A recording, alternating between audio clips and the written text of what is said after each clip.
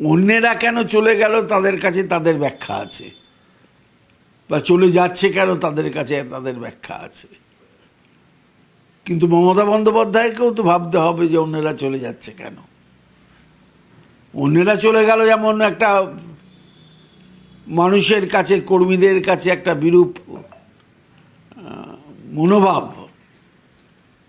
বহন করছে, তেমনি এটাও ভাবতে হবে নেত্রীকে যে কেন তৃণমূল কংগ্রেসের মমতা বন্দ্যোপাধ্যায়কে ছেড়ে তাদের এক সময়ের অত্যন্ত ঘনিষ্ঠ সহকর্মীরা তারা চলে যাচ্ছেন। কেন চলে যাচ্ছে এটা তো ভাবতে হবে তাকে, প্রথম কথা ভাবতে হবে। এবং এই ভাবনাটার প্রধান প্রত্যেকেই বলছে যে অভিষেক ইজ এ ফ্যাক্টর।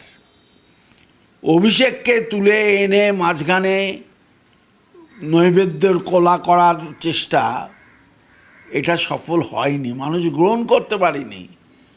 চাল চলনে নেই, ক্যামাক স্ট্রিটের সংস্কৃতিতে নেই, অন্যদেরকে পুলিশ দিয়ে ঠান্ডা করবা, প্রশাসন দিয়ে ঠান্ডা করবার চেষ্টা, অর্থাৎ নেত্রীর ক্ষমতাটাকে নিজের ক্ষমতা হিসেবে প্রতিষ্ঠিত করবার যে চেষ্টা অল্প বয়সে এই ছেলেটা করলো, এবং ওর মাথাটা খারাপ করলো কিন্তু আইপ্যাক এরা মিলে যা করলো, এবং সেটাকে আরও প্রতিষ্ঠিত করলো দিদিমণি নিজে। তিনি যদি এটা বাধা দিতেন তাহলে এই অবস্থা হতো না। তাহলে যারা ছেড়ে যাচ্ছে, সব লোকে বলছে যে যে সময়ে তারা ভোট বিপর্যয়ের পর ছেড়ে যাচ্ছে এরা সবাই বেঈমান। আপনি মনে করেন না যে এরা তারা পুরোটা বেঈমান নয়? এদেরও কোনো না, আমি মনে করি না যে তারা সবাই বেঈমান। সবাই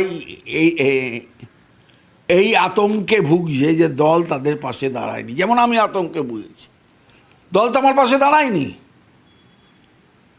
শিক্ষায় যদি দুর্নীতি হয় তাহলে তার বাইরে কি মন্ত্রিসভা চলে যায় নাকি? মন্ত্রী হিসেবে শিক্ষার আমার কি দরকার, এই প্রয়োজন ছিল? চাকরি যদি কোথাও চুরি হয়ে থাকে তা তো প্রশাসন ছিল তো মমতা বন্দ্যোপাধ্যায়ের নিজের, তাহলে তা করলো না কেন? 26,000 লোকের চাকরিটা অযথা কেটে গেল? কেন ক্যামাক স্ট্রিটে চাকরিহারাদের মিছিল হবে?